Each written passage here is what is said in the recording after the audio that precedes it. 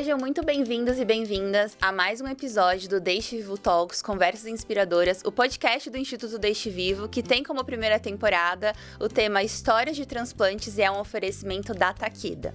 Eu sou a Giovana Fiore, sou transplantada renal e fundadora do Instituto Deixe Vivo, e aqui comigo hoje estão duas pessoas maravilhosas, transplantadas renais também, assim como eu, atletas, Luciana, que é advogada, mãe, esposa, transplantada renal, cofundadora também da Liga de Atletas Transplantados, certo? E o Renato, que tá aqui comigo, que é administrador de empresas, também estudou turismo, depois foi fazer educação física, acredito muito pela paixão pelo esporte. Tô certa? Tá certíssimo. Do esporte nas alturas. Nesse caso, sim. Renato, começando então, conta um pouquinho pra gente a sua história do transplante, como foi receber o diagnóstico. Você já... A sua família tem um histórico, né? Você estava contando pra gente de rins policísticos, né? E como que foi essa sua trajetória aí até descobrir, até o transplante chegar? E aí depois você já conta pra gente, depois eu vou ouvir a Lu, mas você conta pra gente a parte do esporte, que eu acho que é esse episódio que une vocês, né? É a parte do esporte. Gente, deixa eu contar uma coisa, a gente tava aqui esperando, né, pra começar a gravação, aí eu cheguei e os dois já estavam aqui, né? Quase que eu falei assim, gente, gravam lá vocês o bate-papo, porque eles super se identificaram, né, contando as histórias, as aventuras aí, atletas depois do transplante. Mas é isso, pode contar, Renato, pra gente. Bom, vamos lá. Do diagnóstico, eu tive... a família teve problema de rins policísticos, meu pai teve, né, fez hemodiálise vários anos. E eu soube, em função do meu pai fazendo hemodiálise, eu soube jovem. Quando eu tinha 16 anos, fiz uma ultrassonografia e apareceu já alguns cistos dos rins. E aí eu comecei, com 18, 19 anos, eu comecei a fazer um tratamento conservador. Em nefrologista, e não tinha o que fazer, rins policísticos não tem o que fazer. Era uma doença que atacava na fase predominantemente adulta, a partir dos 40 e 50 anos. E na minha família era exatamente nessa idade que tinha acontecido. E o médico falou: vida normal, bora lá, duas vezes por ano, você vem aqui, a gente faz alguns exames e vê como tá o rim, creatinina e etc. E assim foi, né? Então fiz faculdade, fiz administração, aí eu fiz provisionado em educação física e fiz técnico em turismo. Sempre gostei de esporte, então desde garoto, adolescente, fazia atividade física e comecei na escalada e no montanhismo. Sou guia de escalada, então eu pertenço a um clube, né, aqui em São Paulo específico para isso. E eu comecei nesse mundo, vamos pôr de aventura, ter um meio... Aventura! Mas a escalada é bem técnica, então assim, tá. Aventura às vezes o pessoal faz meio sem ter conhecimento, né? Uhum. Mas assim, vamos pôr essa terminologia. E comecei a escalar rocha, fazer bastante trekking e depois comecei a escalar gelo. Aí eu tive a oportunidade de escalar na América do Sul, escalei no Nepal, né? Escalei do lado do Everest, e fui 3 vezes para a Antártica, fui alpinista da Estação Brasileira por 2 vezes na Antártica e alpinista de acampamento. E na Antártica eu tive o prazer de conhecer minha esposa, conheci ela na Antártica, legal. Ela é bióloga, né? E hoje estamos casados há mais de 20 anos, né? Uhum. E 2 filhos, enfim, e fomos tocando a vida, fazendo atividades...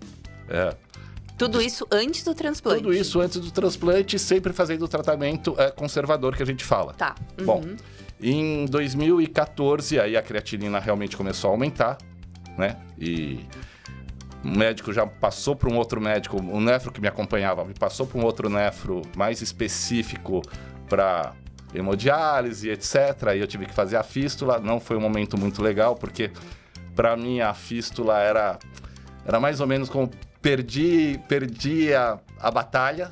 Tá. Foi pior para mim a fístula do que iniciar a hemodiálise, né, especificamente. Mas eu ainda fiquei 2 anos com a fístula sem fazer hemodiálise. Caramba! E aí fiz a hemodiálise de 2016 até 2022. Uhum. Eu fui chamado para o transplante. Eu fiz o transplante em Blumenau. E já estou transplantado então há 2 anos e 3 meses. Fiz o transplante em 20 de janeiro de 2022 e desde então voltei um pouco às atividades. E eu acho que aí tem uma história bacana, porque um dos médicos que me acompanhou na hemodiálise e ele também faz pós-transplante, não é com ele que eu acompanho, ele faz atividade física e pratica um pouco escalada. E recentemente foi a primeira vez que ele saiu com um paciente para escalar. Que foi você. Que fui eu. E eu com um médico que também nunca tinha escalado ou feito alguma atividade que tinha sido o meu médico. Então, assim, foi um momento que eu achei muito legal, né? Que legal. E agora, voltando para as atividades. Então, eu pedalo, escalo um pouco, quero voltar para ter aí alguns projetos, né? Agora para agosto. E faço atividade, musculação, essas coisas, e quero participar aí dos Jogos Mundiais de Transplantados. É esse o objetivo. Sim. Que legal. Obrigada, Renato, por contar. Eu tenho várias perguntas para fazer, mas eu quero ouvir a Lu um pouquinho. Mas antes, seguinte, você falou alguns termos técnicos, hemodiálise, fístula. A gente teve já um episódio aqui com a doutora Tamires também, se não me engano, o segundo episódio do nosso podcast, e ela contou um pouco mais essa parte da doença renal, da insuficiência renal, dos estágios, tratamento conservador, hemodiálise, diálise peritoneal, fístula. Então, se você não assistiu e tá com dúvida aqui sobre o que significa, volte até esse episódio para você assistir e saber do que estamos falando. Vamos lá, dona Lu. Lu, tive a oportunidade de estar com ela nos Jogos Brasileiros de Transplantados de 2021. Tava lá torcendo por mim nadando, que eu ganhei minha medalha. Tudo bem que só era eu e mais 2 pessoas competindo, então a medalha era garantida. Mas assim, sou medalhista. Exatamente. Né, Lu? Não importa. Não importa. Conta pra gente um pouquinho, Lu, da sua história. Bom, eu, ao contrário do Renato, né, eu tive a minha doença renal crônica, ela surgiu assim, para mim, sem que eu tivesse a mínima noção do que se tratava, né. Quando eu tinha 32 anos, eu tive um episódio de pressão alta, e aí, num evento que eu tava, né, dos advogados aqui em São Paulo, e a minha pressão estava extremamente alta. E assim, antes disso, eu sentia muitas dores de cabeça, né? E aquela história de usar um medicamento, tira a dor e vai levando, né? Não me preocupava muito. E aí, eles disseram que a minha pressão tinha chegado a 18, a máxima, né? E eu tinha que procurar um cardiologista, procurei. A minha creatinina na época estava 1,3, né? E nesse período eu passei a tomar medicamento para tentar bloquear a minha pressão. Fiquei 1 ano tentando bloquear e ela foi subindo, até que chegou um ponto que eu comecei a ter alguns efeitos. Eu não estava verificando que eu estava, na verdade, inchando, né? Eu achei que eu estava engordando, né? Aí fazia dieta, tentava emagrecer e achava que aquilo ali era resultado de sobrepeso. E comecei a ter náuseas também, bastante, assim, tava bem complexo até para trabalhar, entendeu? Tava tendo até confusão mental. Aí eu fui num médico, um cardiologista, que uma amiga minha indicou, e aí ele pediu para fazer os exames, minha creatinina chegou a 8,9, né? E aí eu refiz ainda os exames no laboratório, porque eles acharam que estava meio acima do normal, e pediram para eu retornar e conversar com o médico. Quando eu voltei para o médico, eu fui dirigindo e tal. Então, assim, cheguei lá com bastante mal-estar. Ele falou, Luciane, você tem que internar imediatamente. Para mim foi, assim, uma surpresa, porque eu imaginei que eu ia chegar lá, tomar um medicamento e ia voltar para casa, né? Eu fiquei 21 dias internada. Eles tentaram fazer com que o meu rim restabelecesse, e aí foi o momento que ele parou de vez. Eu entrei com 15% de função e zerou dentro do hospital. Aí foi tentado fazer diálise, né, peritoneal, não teve sucesso. Aí foi nesse momento que eu tive comecei a inchar muito lá, né, e eles precisaram fazer uma fístula urgente, né? Então, na verdade, não é uma fístula, eles colocaram um catéter, né? Que é Shiley, se não me engano, né? Isso. Que não é o de longa duração, né? O Permicat. Isso. Uhum. Aí depois foi pro Permicat para depois ir pra fístula, né? É que a fístula demora um tempo, né? Pra ela estar pronta pra poder usar, né? E não fazia também no hospital que que você tava. Eu fazia tratamento. Uhum. E aí eu tive que vir fiz a hemodiálise, comecei a hemodiálise, né? Em Itapeva, que ficava a 2 horas da minha cidade. E aí eu fiz durante 7 meses e meio, né, a hemodiálise.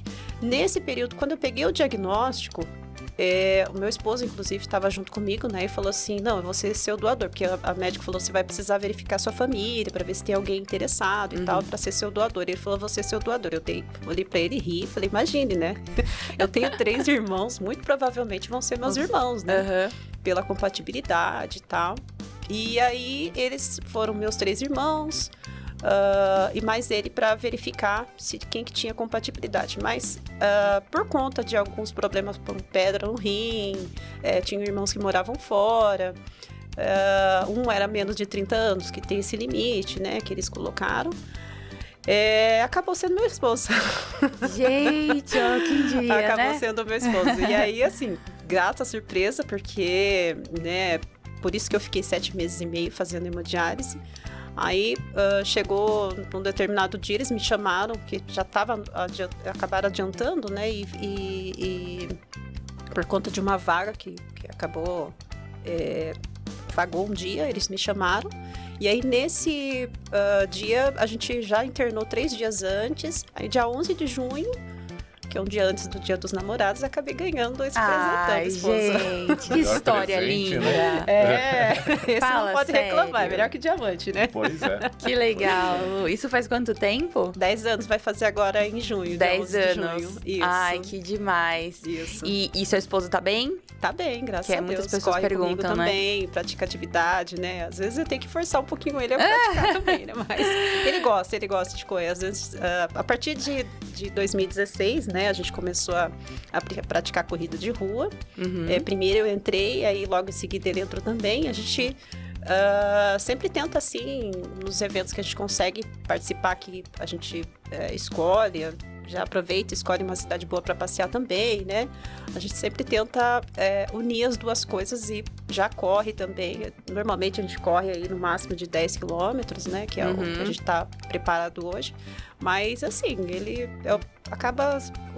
se tornou um esporte familiar, até que meu filho também passou a correr, né? Então, a gente tem essa questão aí da família inteira hoje, pratica esporte. Que legal. Mas diferente do Renato, o esporte já fazia parte da vida dele, né? Bastante parte da vida dele. Pra você acha que foi depois do transplante que aflorou, assim, essa parte que eu acho que acontece com a maioria dos transplantados, né? A gente se sente tão vivo que a gente quer, né, se desafiar. O esporte desafia a gente muitas vezes, né? Então para você foi depois do transplante que isso chegou? Isso. Na verdade, eu morava numa outra cidade, né? Que não é tão intenso assim o esporte, né? E aí eu mudei para Sorocaba, que é onde eu vivo há 10 anos. E aí lá o pessoal corre muito, né? Tem a pista de corrida e surgiu a oportunidade, o médico também tinha recomendado que eu começasse a atividade física. Como fazia 2 anos, aí perguntei se estava tudo ok, eles me deram autorização, tudo. E aí eu peguei gosto pela corrida e assim, claro, né, o arrependimento é de não ter começado antes, né, porque acho que assim, é uma coisa tão boa, né, que você não depende muito das pessoas para fazer, né. Hoje eu não faço mais corrida de rua só, eu faço mais atletismo, né, que é uma corrida mais intensa, que é de 100 metros, 200 e salto em distância. Mas, assim, eu acho que, assim, a preocupação hoje não é muito... claro que a gente tenta unir o útil ao agradável no aspecto de você escolher uma atividade que você goste, né, de fazer, mas principalmente por conta da saúde, né, os efeitos, né, da atividade física é bem importante para mim, especialmente faz muito bem. E você imaginaria que você viraria uma atleta de atletismo? Praticaria atletismo? Se você olhar para a Lu 10, 15 anos atrás? Não, de jeito nenhum. Eu até me surpreendo. Legal, né? Às muito! vezes. Porque assim, eu sempre falo, né, que hoje vou fazer 45 anos, né? E aí, para mim, eu inventei essa história de começar o salto, né? Eu olhei uma pessoa saltando lá e falei, nossa, parece que é fácil saltar. Fiz um salto. Aí eu falei, nossa, não tá muito longe. E assim, a ideia de você achar que não está muito longe. Só que a gente que não entende de esporte direito, fala, não, tá fácil, né? Eu tenho que só pegar mais 1 metro ali. 1 metro é fácil pra você correr, tranquilo. Pessoa sem técnica, nunca saltou na vida, né? Quando eu comecei a saltar, eu falei, o que eu tô fazendo aqui, Giovana? Pense, verdade, Renato. Eu falei, gente... E na verdade, eu comecei, o salto especificamente, comecei no ano passado, né? Em janeiro do ano passado. E aí, até hoje eu tô aprendendo a técnica. Porque assim, imagine uma pessoa com mais de 40 anos, né? É ali que nunca fez determinado tipo de... Eu não tenho mobilidade, né? Se tem uma pessoa que não tem mobilidade, sou eu. Tô trabalhando a mobilidade hoje. Mas eu acho que é interessante a história de se reinventar, né? O que você deseja, né? Eu acho que você falou no sentido assim... eu acho que quando a gente passa por um processo desses, a gente realmente se sente mais fortalecida, né? Ao ponto de você acreditar que você fala, não, se eu passei por isso... não tem nada mais que impeça de eu conseguir lá na frente, né? Então, assim, essa sensação que você tem quando você pratica o esporte é isso, né? Acho que as duas coisas ali meio que são juntas, né? Com certeza. Sim. Eu costumo dizer que o transplante é uma aventura, né? Mas o Renato entende de aventuras, tudo bem que você entende a parte técnica também, mas quando você descobriu que você ia precisar de um transplante, eu imagino que você perguntou pro médico se você ia poder voltar a fazer as atividades que você fazia antes. Isso foi um medo pra você? Não. Para mim, a frustração, como eu falei, foi fístula, porque ali era uma batalha que eu travava comigo para não ter...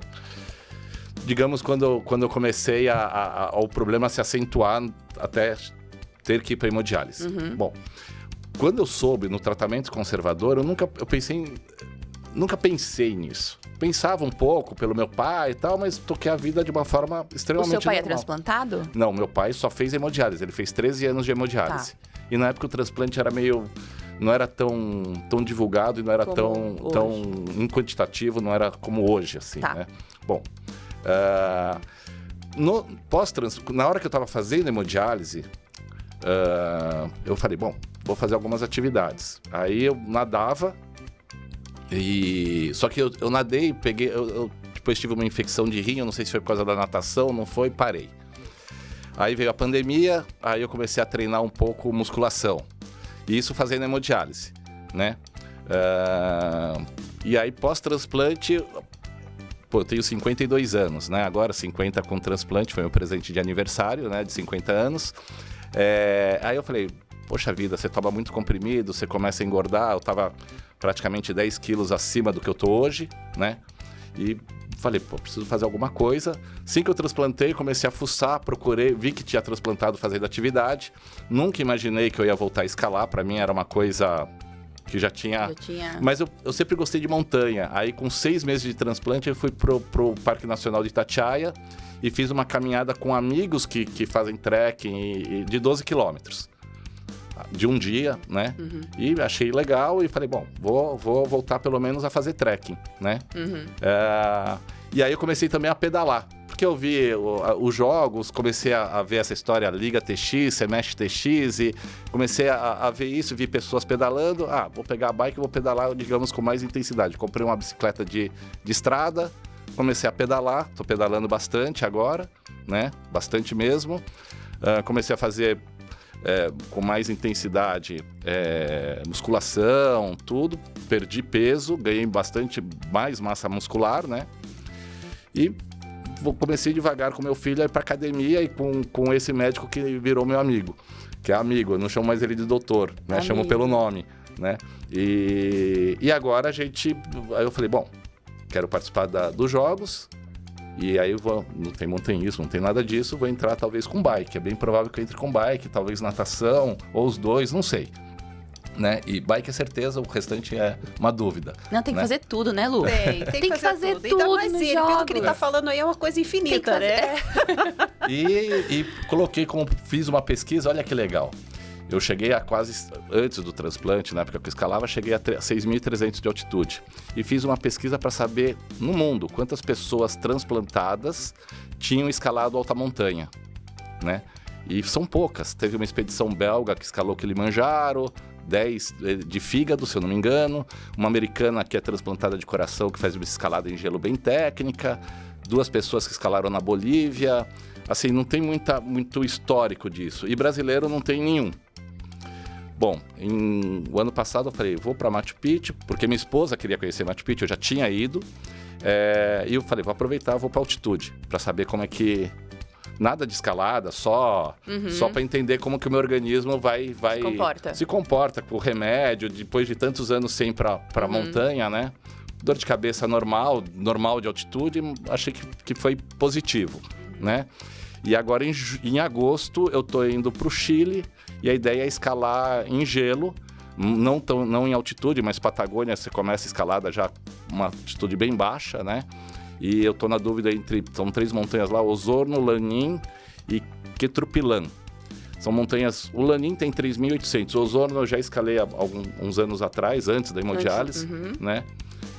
Então, assim, tô me preparando, se não rolar escalada, vai rolar um trekking de caminhada num parque nacional, e se também não der o trek, eu vou pedalar, contrato uma agência e pedalo, sei lá, uns 3, 4 dias, né? Ficar sem fazer nada você não vai. Mais ou menos isso. Disso, né? Mais ou menos Mas isso. eu acho que, por mais assim, que você mudou um pouco até a quantidade, você ainda tá no processo de entender como o seu corpo se comporta nas atividades, as atividades, elas têm um novo significado para você, né? Assim, vamos supor, agora você ganhou você tem um médico e agora é seu amigo e faz as atividades junto com você. Então, por mais que tenha mudado um pouco o contexto, acho que você encontrou formas de ressignificar também, né? De continuar ativo. Total. Um exemplo, né? Bike, que pedalava só por prazer, né? Esse ano eu me inscrevi numa competição em São Paulo. Iam fechar umas ruas, essa é a minha primeira competição. O montanhismo não é competição, é uma atividade para você mesmo, de chegar no cume, um prazer, é muito individualista o montanhismo e o trekking também. Mas a bike é mais competição mesmo, né? E aí eu me inscrevi, treinei bastante e infelizmente na semana da competição eu tive Covid, não pude participar. Mas assim, você ressignifica a vida mesmo, você começa a colocar objetivos e metas. Então, eu pus uma meta do montanhismo, estou botando uma meta do ciclismo para os Jogos dos Transplantados, e isso faz você, pelo menos para mim, isso funciona para todo dia eu fazer uma atividade física. Musculação, tal, para não perder resistência, não perder... Então, isso para mim funciona, né? Não sei se os outros é a mesma coisa. Como eu acho que o Pra mim, não. Como eu acho que o transplante, pra mim, foi um milagre, eu sempre considero um milagre de Deus, assim, né? Então, eu tento, vou falar assim, poxa vida, um doador, família, eu vou tentar fazer o melhor possível para valorizar esse milagre que Deus me deu.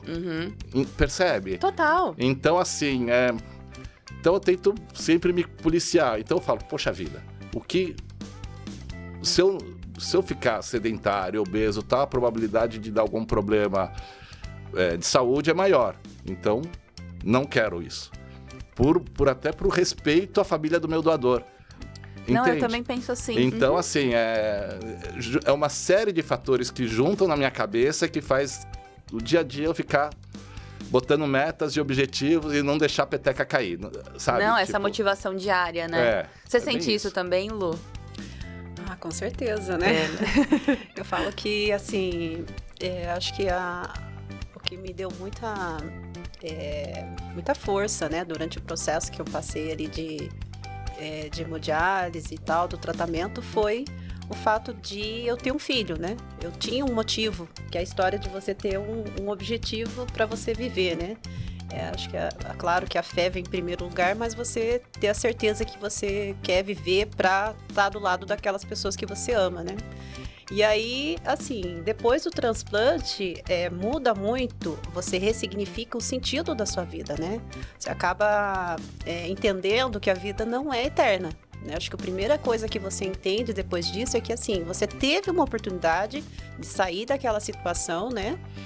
Que não é fácil passar por esse tratamento, é um tratamento bem complexo, né? E é difícil passar por ele. Tem muita gente que, infelizmente, por conta, né? A gente tem ainda uma fila que anda, mas, assim, poderia ser bem mais rápida, mas muita gente não aguenta chegar até onde a gente chegou, né? E aí você acaba dando um significado nesse sentido também, né? De você saber que você precisa cuidar de uma coisa que é extremamente preciosa. Quando a gente falou que a questão do diamante, realmente, não tem preço, né? Você receber um órgão compatível, né? O Brasil, ele é um dos países mais miscigenados que existe, então a gente tem essa dificuldade também, né? E aí, a questão do desafio, né, que o Renato falou, realmente, a história é que eu também me movo a desafio, né? Eu preciso de desafio.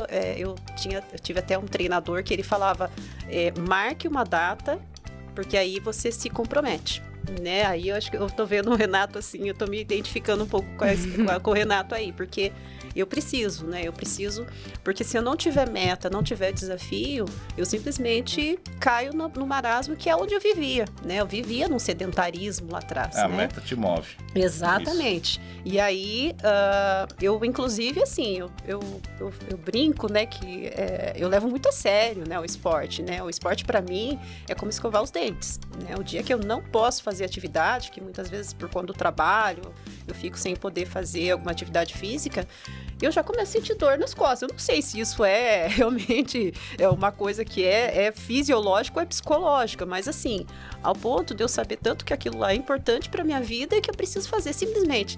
A gente, até o meu filho fala sempre, né, que é uma coisa que a gente ensinou, que a gente não faz porque quer, porque gosta muitas vezes, né? Fortalecimento, por exemplo, eu não sou muito chegada, não gosto. Não mas gosta de tem que fazer. musculação? Não. Mas já teve transplantado aqui, sentou aqui que falou, não gosto de musculação também. Mas tem que fazer. Mas é necessário. Eu tive uma lesão no joelho, né? E aí, se eu não tivesse feito o fortalecimento, simplesmente não estava correndo hoje. Então, assim, eu sei que tem que fazer, eu sei que tem que estar lá 2 vezes na semana. É simples, eu vou e faço, né? Assim como eu tenho que levantar cedo, tenho minha rotina de trabalho, tenho minha rotina de treinamento e tá tudo certo. E aí vem o dia que, muitas vezes, né, a gente aproveita esses momentos para confraternizar com outras pessoas, né? Além de, eu participo de prova de pessoas não transplantadas também, além de transplantados e não transplantados. Então você vai acaba conhecendo outras pessoas, outras histórias, né? E isso tudo ajuda muito, né? Porque não é só o esporte, não é só a prova em si. Muitas vezes você se vê lá torcendo para a pessoa que está concorrendo com você, né? Porque tem muito disso, né? Você acaba criando uns laços ali fora, né, do ambiente que você vive, né? Então, acho que o esporte, ele traz muito disso, né? Essa possibilidade de você agregar mais pessoas, né? Agregar, conhecer as histórias. As pessoas, muitas vezes, não são transplantadas como a gente, mas tem tantas histórias lindas, né? Que motivam, né? Inspiram a gente também. Eu acho que isso que é o legal do esporte, né? O que a Luciane falou, tenho 2 coisas aí para acrescentar. Uma é pré-transplante, na época da hemodiálise, e outra é pós. O pré, ela falou dos filhos. Olha que legal, né? Quando eu comecei a hemodiálise, eu fiz diária. Fazia de segunda a sexta, às vezes de segunda a sábado, porque falavam que era melhor, eu podia tomar mais líquido, me dava mais oportunidade até para fazer atividade. Mas quando o pessoal entra na hemodiálise, tem muita gente que cai na depressão. Vou morrer. Eu tinha 2 caminhos. Ou ficar amargurado, ou falar assim, vou tentar extrair o melhor da vida. Isso eu devia até pelos meus filhos, que eram pequenos, e você tinha que falar assim, vou deixar meus filhos me verem abatido? Sabe uma coisa? Então, assim, eu mais ou menos, eu fazia à noite, e eu falava pra minha família, assim, pra minha esposa, é como se eu fosse pra faculdade. Sim. E acabou dando 5 anos. Tá. Uma faculdade de medicina, talvez. Direito, 5 anos. 5 anos. Administração são 4. Faltou 2 aí, hein? Pegou uma DP, de repente, teve que fazer na marca. Não, então assim, teve gente que só soube que eu fazia hemodiálise depois de 4, 5 anos que eu tava fazendo hemodiálise. Amigos, porque eu não ficava... Eu não levava isso como um lamento. Porque... Na verdade, eu agradeço também a hemodiálise, porque eu tô aqui hoje por causa dela. Eu também tenho o mesmo pensamento. Mantém, né? Então, assim, eu falava, tô fazendo minha nataçãozinha, eu tô fazendo alguma coisinha, tô com os meus filhos. O que era o ruim? Não dava para viajar tanto. Então, às vezes, eu saía da hemodiálise, meus filhos com a minha esposa já estavam em algum lugar, saía correndo, pegava algumas horas de estrada, que eu tava falando pra Luciane, para encontrar eles, e voltava antes, e tá tudo certo. O pós-transplante, eu nunca participei de nenhuma competição. Eu falei, montanhismo não é competição. Precisamos conversar, hein, Renato? Ih, chamou na gente. E aí, teve esses jogos aí, quando eu entrei, conheci Liga TX, Semestre TX, etc. Eu pensei assim, então não sei nem o que é ganhar uma medalha, eu não tenho nenhuma medalha na minha vida. Mas eu pensei assim, não sei se eu vou ganhar alguma coisa, mas eu quero incomodar. Se eu vou pedalar, Eu quero que os caras que estejam competindo comigo falem assim, quem que é esse cara? Competitivo, né? Lu. Total, isso eu sou. Não, isso eu sou. Eu também sou. Isso eu sou bastante. Então, assim, eu não tenho... Não é que eu almeja ganhar tal, mas eu quero, no mínimo, falar assim, pô, esse cara é chato. Esse cara vai me dar mais trabalho. Né, Renato? Não vai pra brincar. Mas é um pouco isso. É o meu objetivo, você entendeu? Então, são duas fases que eu peguei aí da Luciane que eu acho legal, assim. Sim. Tipo, eu não sei quantas medalhas ela tem e não sei nem se é fácil, difícil essas competições, porque eu nunca participei. Né? Eu tenho umas 4 medalhas, mas assim, eu competi com eu e mais outra pessoa e tá tudo certo, entendeu? Eu sou medalhista de ouro porque eu ganhei da outra pessoa. Você ganhou, não ganhou? Eu torci por você sabe bem. Eu sei, né? tava lá em do seu cima, lado. porque eu fui nadar. Eu sempre nadei, a vida inteira eu fiz natação. Aí depois, quando eu entrei na adolescência, fase adulta, acabei parando. Mas eu sempre gostei muito de nadar. E quando eu fui pra hemodiálise, eu não fiz a fístula, eu fui teimosa. Não é o certo, eu acabei ficando com catéter os 2 anos de diálise. Então eu tinha restrição pra poder ir na piscina, no mar, até mesmo de tomar banho. Eu tomava banho, claro, mas a minha mãe me embalava. Mas você tem que, exato, lógico, tomava todos os cuidados, né? E aí, depois do transplante, eu falei, vou voltar a nadar. E aí eu voltei pra natação, descobri que ia ter os Jogos Brasileiros de Transplantados, comecei a treinar, eu falei, Elo, não vai dar lá. Falou, Gi, lembra que você me mandou um áudio? Eu falei, Gi, vai treinar, vai dar certo. Eu falei assim, eu vou, nem que seja pra eu viver aquele momento, né? E eu sou uma pessoa competitiva também. Só que eu sabia que eu tava ali, que tinha gente que tinha treinado muito mais do que eu, e os Jogos Brasileiros de Transplantados, nós somos em poucos ainda, né? Acho que a cada edição vai aumentar o número de a gente vai divulgando, mas a gente tem a Liga, o Se Mexe, né, que vai, a BTX também, que incentiva o esporte.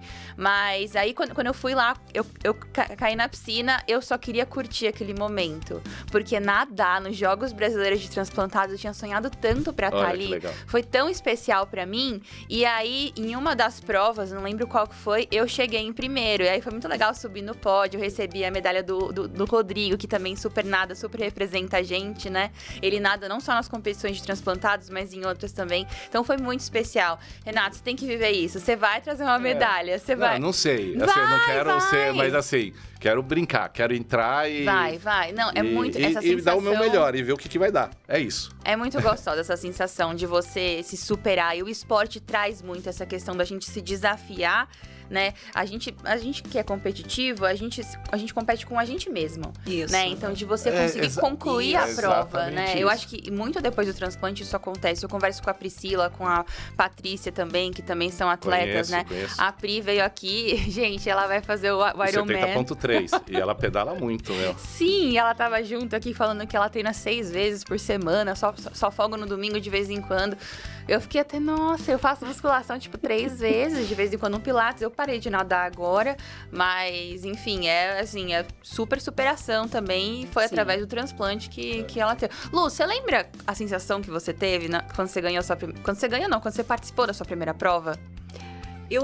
É interessante, porque assim, eu lembro que eu fiz, foi uma prova ali em Sorocaba.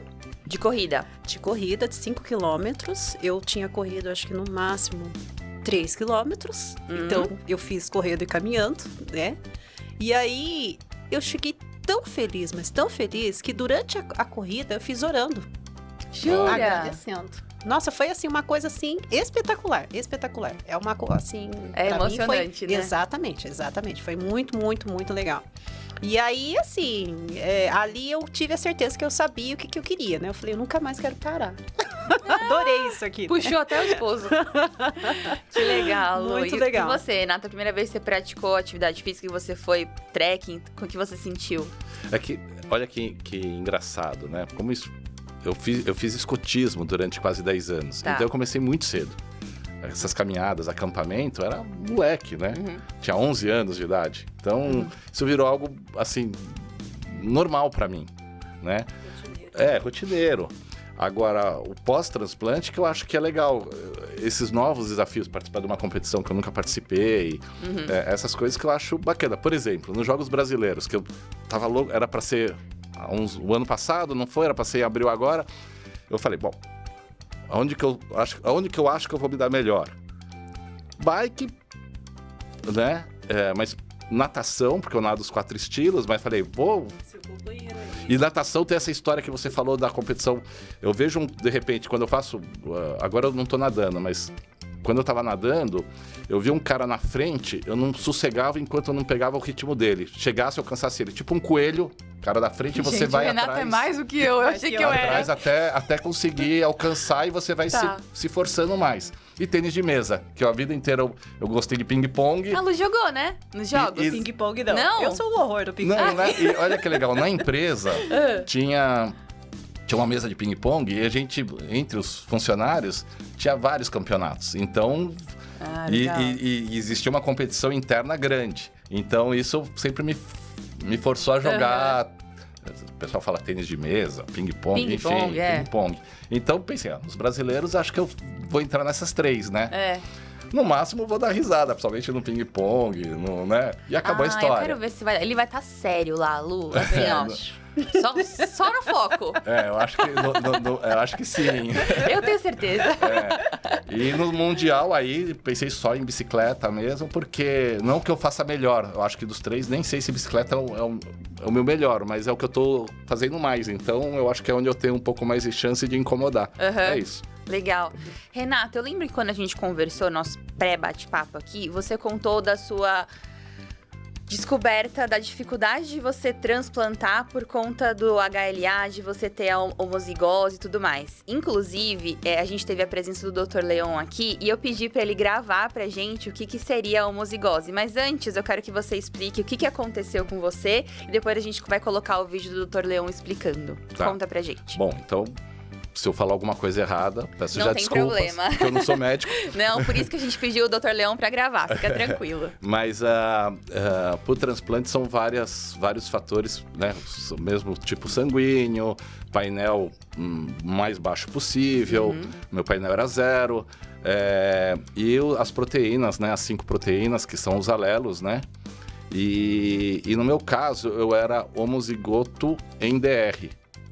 Então, o alelo era como se tivesse aqui no RGCT, que é o nosso RG de transplantes para lista de espera. É como se, aqui em São Paulo estava como 11-0 no DR, e o DR é onde conta mais pontuação. Bom, a minha esposa é bióloga, e o que nós ouvimos falar é que existia como sistema, quando aparece um rim para transplante, não é a primeira aparece primeiro por a compatibilidade por TI, por computador. Isso. Para depois os médicos avaliarem a real compatibilidade para depois... Para ver quem tá atrás daquele número. Isso. Né? Depois, isso. Primeiro vem o número, depois eles veem quem tá por trás. E me falaram que existia um bug nesse sistema de computação para homozigose. E o DR, onde computa mais pontos, eu perdi a pontuação. Então, as suas chances do transplante diminuía? Diminuía, porque é um sangue, eu sou A positivo, sangue relativamente comum, painel 0, só que eu tinha esse problema da homozigose. E eu fiquei 5 anos e meio na fila, soube da homozigose 3 anos depois que estava fazendo hemodiálise, sou leigo nisso, mas minha esposa é bióloga, né? E a gente começou a questionar A, B, C, e começou a levantar, assim, a falar, não é possível, deve ter algum erro, deve ter algum... E, enfim, aí eu fiz uma rebordosa aí, entrei... Fez um barulho. Um barulho grande, né? Entrei no Ministério Público Federal e etc. Veja, em nenhum momento eu estou dizendo aqui que o sistema de transplante é eficaz e é sério. Então, assim... Sim. Até porque recentemente teve um famoso que recebeu e o pessoal questiona. E na minha opinião é extremamente sério aqui no Brasil e graças a Deus que esse sistema do SUS é sério e funciona. E é referência para outros países, exato. Isso. Então assim, só para deixar bem claro, porque não foi o caso. Mas foi para mim o que eu realmente acredito é que tinha um erro nesse sistema de TI que estava defasado aqui no estado de São Paulo. Bom, fiz essa bagunça. Difícil saber, na época, quando eu estava fazendo isso, quando que ia arrumar, se realmente era esse o problema, se não era esse o problema. E aí eu fiz uma segunda pesquisa, que era onde tem a melhor captação de órgãos do Brasil. Acredito que ainda seja, mas na época, Santa Catarina tem uma captação excelente. E o né? índice de doadores também. E a lista é baixa. Para rim, são 700 por ano. Você imagina, são 700 por ano em Santa Catarina e em São Paulo, se eu não me engano, para rim, são 15 mil. Eu não tenho esse dado, mas é que São Paulo, né? São 15 mil ou são 30 mil acho que são 15 mil e 50% transplantam no ano, 40%. Então, assim, tem gente que não vai, né, nunca tá no mesmo ano. E aí eu fui para Blumenau, fui verificar como é que era, etc. Peguei meu RG de transplante, de pré-transplante, transferi para lá. E a hora que Santa Catarina me aceitou na lista de lá, me chamaram em 50 dias. Porque também os sistemas, apesar da lista ser nacional e etc., mas os sistemas são individualizados. É por estado, né? Até por conta da questão da isquemia, né? Então as pessoas acabam não entendendo isso. A lista, a gente tem hoje, né, que a gente tá gravando aqui, mais de 30 mil pessoas esperando, mas a gente tem os centros transplantadores espalhados pelo país, né? E no caso, você saiu do centro aqui de São Paulo. E foi pra Santa Catarina. Lá pra Santa Catarina e foi transplantado. Em 50 dias, assim que eu mudei pra lá. E aí, depois você descobriu que... Não, e aí, assim, mudou, passou um tempo. Esse médico que hoje é meu amigo, o Paul. O Paul, que a gente já escalou junto, agora ele tá combinando uma pedalada junto, que ele pedala e escala. Ele comentou que essa bagunça toda deu repercussão e que mudaram alguma coisa que acelerou e melhorou esse sistema. Legal. Se de fato aconteceu isso, eu fico muito feliz. Não aconteceu comigo, mas quanta gente que tem o problema da homozigose e não tem um conhecimento... Não tem uma esposa bióloga para... e às vezes não tem condições, não tem de ir atrás e ia ficar, de repente, não vou falar de eterno, mas muito tempo fazendo hemodiálise. Né? O doutor Leão explicou para isso, inclusive, vamos assistir aqui o vídeo que legal, do doutor Leão. Ele muito explicou, bom. Eu pedi para ele explicar pra gente o que é a homozigose. Então a gente vai soltar aqui para vocês agora, para vocês entenderem. Um paciente com homozigose, quando a gente pega a cadeia genética dele, a cadeia HLA, ele tem os dois genes, metade de um paciente vem da mãe e metade vem do pai. Ele tem os dois genes iguais. Então, vamos pegar a cadeia HLA. Então, vamos supor, era feita por números, vamos supor que seja 1 e 1. Né? A B, 2 e 2. A C, 10 e 10. A DR, 20 e 20. Então, ele é todo igual. Ele é homozigoto, ele tem um gene igual na cadeia. E aí, quando chega um doador... ele sempre vai reconhecer a chance dele reconhecer como não compatível é maior. Tá? Então, ele tem dois genes aqui que são iguais, e isso é raro, essa homozigose é rara. Quando chega um doador, dificilmente ele vai ter os dois genes iguais. Então, que ele tenha ele vai ter 50%. Mesmo assim, achar um 50% ali é difícil. Aqui ele não vai ter nenhum, 0%. Então, a compatibilidade fica mais difícil, fica mais rara, né? De se achar uma compatibilidade boa para essa dupla doador-receptor. Numa fila de transplante, um paciente com homozigose, ele tem uma dificuldade maior de aparecer um rim para ele sim, tá? Porque a nossa fila no Brasil, o primeiro critério é por compatibilidade. Então, como isso é um fenômeno raro, para achar uma boa compatibilidade com ele vai ser mais difícil. É um paciente que tem uma tendência a ficar um tempinho mais na fila de transplante. Bom, gente, o papo tá bom, mas eu quero trazer um quadro aqui que a gente tem nos nossos episódios, que é o citomegalovírus. Você não precisa ter para saber. Ou seja, você pode descobrir antes o que é o CMV para efetivamente, né? Só que assim, aqui temos dois casos diferentes, né? O Lu precisou ter para saber, né, o que era o CMV, e o Renato não. Na equipe de transplantes dele, solicitaram que você tivesse a medicação, né, em mão de tratamento na época para poder transplantar. Você quer contar pra gente, por favor? Bem resumidos. Na verdade, solicitaram antes de eu fazer a mudança do RG do pré-transplante para Santa Catarina, eles solicitam uma série de exames, entre eles o exame do citomegalovírus. E 90%, 95% da população alguma vez já teve citomegalovírus. Sim. Eu estava no 5% que nunca tive. Sério? Então o meu era negativo. Tá. Como 95% das pessoas já teve, é bem provável que o possível doador tivesse. Uhum. E aí, o que o pessoal de Santa Catarina, da equipe de transplante, solicitou? Que eu já tivesse o remédio porque a probabilidade de eu pegar o CMV era gigantesca, quase 100%, né? Então eles pediram para que eu já tivesse o remédio em mãos, porque certo que eu iria pegar, e eu peguei, obviamente, né?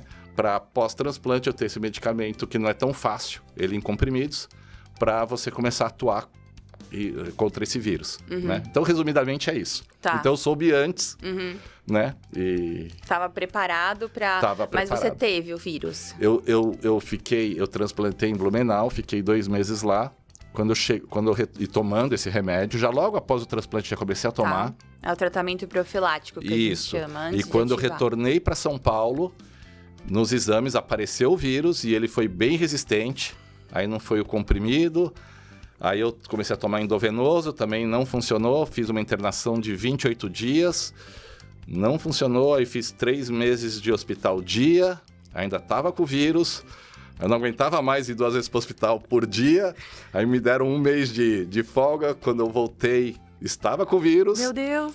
E aí entraram com um medicamento mais potente ainda. E aí sim, em 2 semanas zerou. Aí eu internei, né? Quando entraram com esse medicamento era endovenoso. Internei mais 14 dias. E em 14 dias, aí com esse medicamento mais forte, zerou.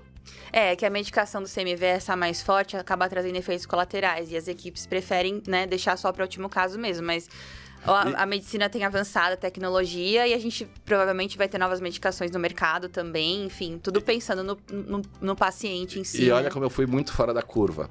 Exatamente isso que você falou, e eu não tive nenhum efeito colateral. Nada. Ou seja, eu não tinha o CMV, que 95% da população tem, e o pessoal receoso em dar essa medicação mais forte Sim. pelos efeitos colaterais, mas tiveram que dar, porque depois de alguns meses o vírus não... E eu não tive nada desses efeitos colaterais. Olha só. É muito maluco, né? Sim, muito Você maluco. teve algum efeito com a doença ou não? Assim que foi constatado? Não, Você porque eles falam nos exames, eles falam agora talvez eu fale uma besteira, mas é uma quantidade em 1000 de vírus. De cópias, eles de chamam, cópias, né? isso. Não sei quantas mil cópias. Quando você atinge um número, né? E quando eu estava mínimo internado, aí... e quando eu estava internado, eu vi gente com milhares de cópias. Milhares, assim, acima de 80 mil cópias, 100 mil cópias. E o meu, quando eu fiz o exame aqui, eu tava com 800 cópias e cheguei, acho que se eu não me engano, a 10 mil, 12 mil cópias. O problema é que ele chegou a baixar até para 300 cópias, mas nunca zerou. 300 ou 400, porque acho que abaixo de 150 ou abaixo de 200 é como se o vírus tivesse finalizado. E nunca chegou nesse índice com essa medicação em comprimido, com endovenoso, com hospital dia, só com esse mais forte aí, que aí sim, eu tava acho que com 12 mil ou 14 mil, e uma semana foi para 90, e na segunda semana, ou foi para 100, tipo, 300 na primeira semana, e aí na segunda foi para 90, que aí me liberaram. Eu já contei essa história aqui em algum episódio, mas eu tive também o citomegalovírus e eu fiz o tratamento do hospital dia, mas da medicação venosa normal, né, que geralmente usam, e eu zerei com 10 dias da medicação, mas acabei tomando por 14, se não me engano. Faz tempo que coisa ruim a gente esquece. E aí eu lembro que eu chegava lá no hospital dia e sempre que tinha alguém que tinha zerado, a gente fazia uma festinha. Aí, tipo, nesses 14 dias era legal. Quando alguém zerava, tipo, eu comia bolo e tal. E tinha gente que tava lá 9 meses. É isso aí. Porque o vírus não zera. Aí você sai da hemodiálise, aí você tem que voltar, aí você transplanta, aí você volta pro hospital de manhã e de noite pra tomar medicação. Não, imagina, eu aqui em São Paulo moro na Lapa e o hospital na Vila Mariana, eu 2 vezes por dia. Quando eu fiz o hospital dia. Né? Eu também. Cheguei a bater carro, foi uma bagunça. Nossa, puxado. Lu, e você? Você teve o CMV, mas sua experiência foi mais... Foi ao contrário do Renato, né? Porque eu também não tive nenhum sintoma, né? Eles fizeram o exame. E aí, eles disseram, você tá com citomegalovírus e tal, você tem que tomar esse medicamento. Eu tomei, aí eu voltei pra fazer o exame, eles falaram, zerou. Ah, olha só, gente. É a famosa frase que eu falo. Acabou a história, Renato. Cada caso é um caso, né? Exatamente. É muito doido. Mas isso, vendo né? assim, vendo que vocês falando assim, como o meu núcleo lá em Botucatu, ele é pequeno, né? Então a gente acaba a gente tem acesso muitas vezes às pessoas que têm o sintoma, mas não. E cada uma é de uma cidade também.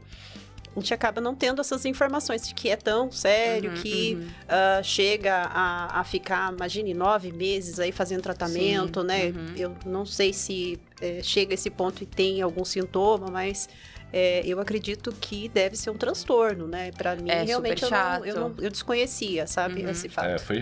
Foi chatinho, sim. Porque no meu caso, deu 1 mês internado, aí acho que uns 3 meses de hospital dia. Aí depois me deram uma folga de uns 25 dias e depois mais 15 dias com esse mais forte. Brincando aí, essa brincadeira deu quase 5 meses e meio. Puxado, né? Tanto é que a primeira caminhada que eu falei que eu fiz de 12 quilômetros, eu tava com o CMV. Foi nesse intervalo que eu fui caminhar. Nossa! Né? E de 12 20 quilômetros. dias. Tranquilo. 12 quilômetros. E aí voltei. Fiz os exames, a médica falou, vamos para outra medicação. Aí foi. Não, e deu medo, porque aí eu perguntei, e se essa medicação não der certo? Tem outra?